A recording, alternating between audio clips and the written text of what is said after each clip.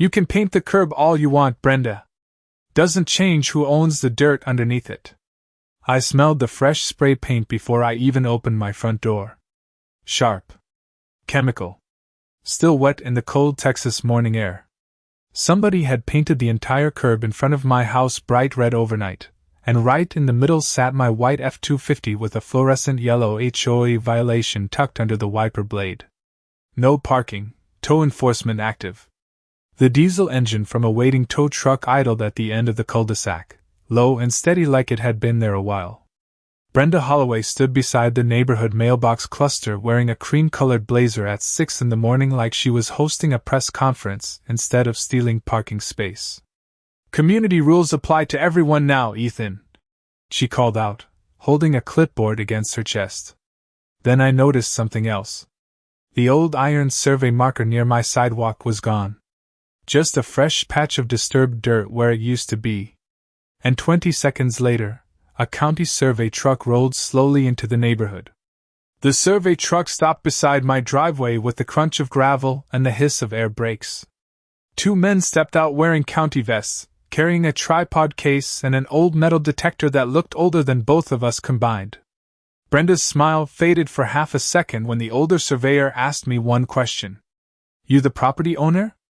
I nodded and handed him the photocopy my father kept folded inside an oil-stained envelope for 20 years. Original subdivision plat. Dated 1998. The paper smelled like dust and garage grease when he unfolded it across the hood of my truck. Brenda walked over fast, heels clicking against the pavement. "This is HOA common curb space," she snapped. The surveyor barely looked at her. "Ma'am, according to county records, we are here because someone reported a missing boundary marker." Then he pointed his detector toward her brand new flower bed beside the sidewalk. The machine chirped instantly under the fresh mulch. The older surveyor dropped to one knee beside Brenda's flower bed and brushed aside fresh black mulch with a gloved hand. 3 inches. Down, metal scraped against metal. The sound stopped the entire street cold. He pulled out a rusted rebar stake capped with faded orange plastic, and wiped the dirt away with his thumb. "Original county pin," he said calmly. Brenda crossed her arms so tightly her bracelet snapped against her watch. "That marker was abandoned years ago." The younger surveyor shook his head and checked the coordinates on a tablet. "No, ma'am. This pin establishes the legal edge of Lot 14. Then he stretched a measuring tape from the pin straight across the red-painted curb. The tape cut directly through Brenda's decorative stone border, the HOA sign lighting, and half the new flower installation. A neighbor watering his lawn actually lowered the hose and stared. Then the younger surveyor said something that made Brenda's face drain white. "Your association improvements appear to extend 11 feet onto private property." Brenda recovered fast.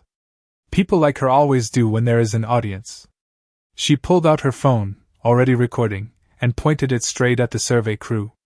"This contractor is harassing the community and disrupting HOA property," she announced loud enough for half the cul-de-sac to hear. The older surveyor did not even glance up. He hammered a bright orange stake into the grass beside my driveway while the metallic ping echoed down the street. Then he unfolded a second plat map from a weatherproof tube and laid it across the hood of his truck. I recognized the signature at the bottom instantly.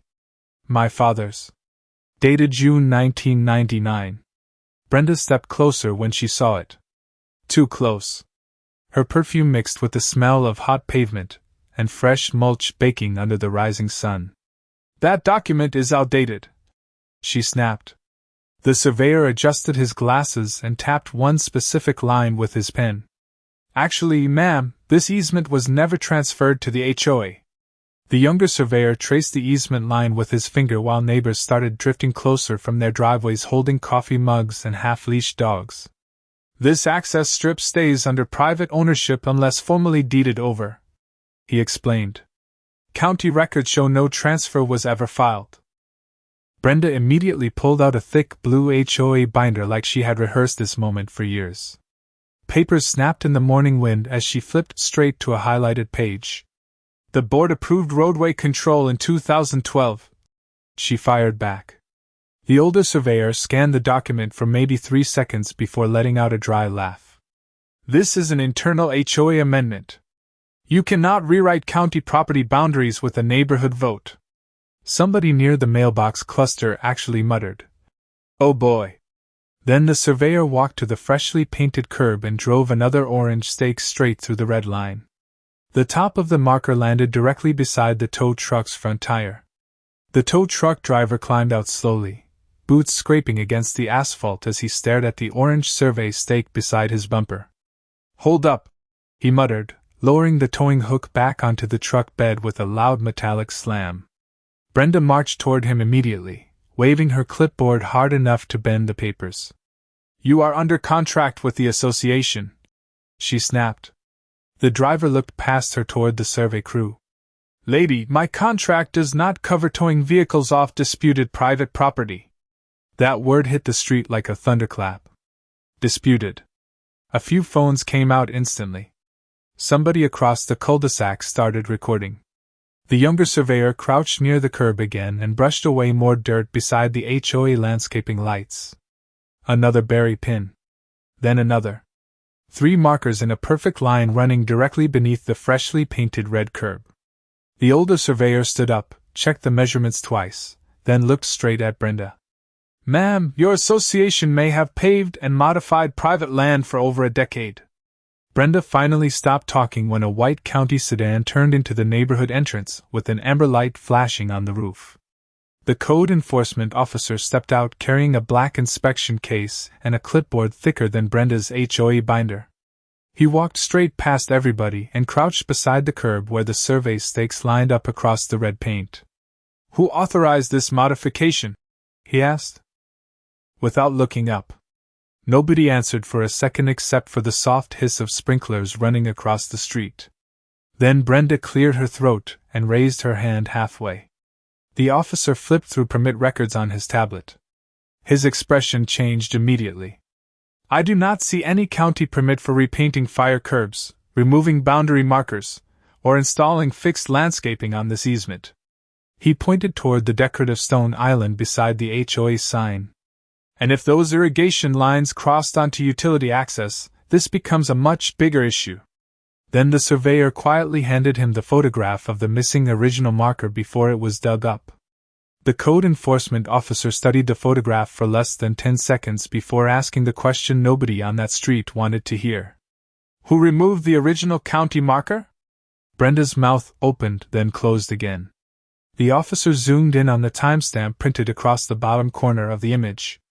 2 days earlier. Clear as daylight.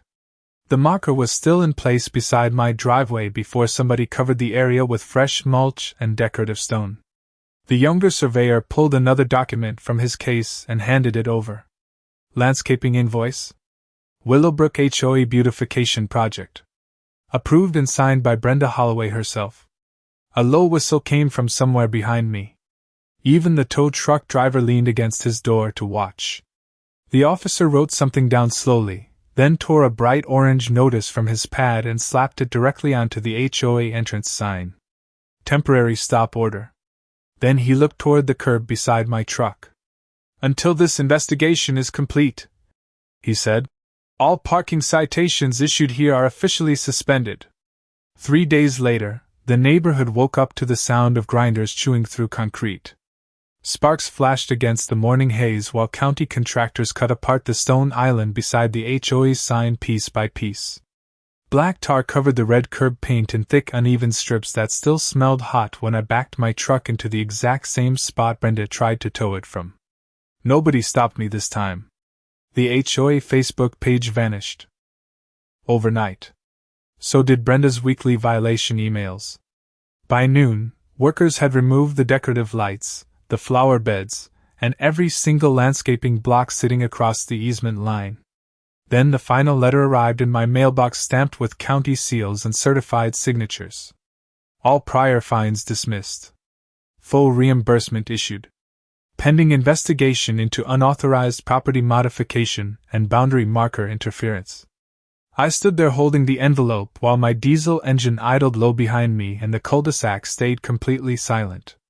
Funny thing about property lines. They do not move just because somebody with a clipboard says they should.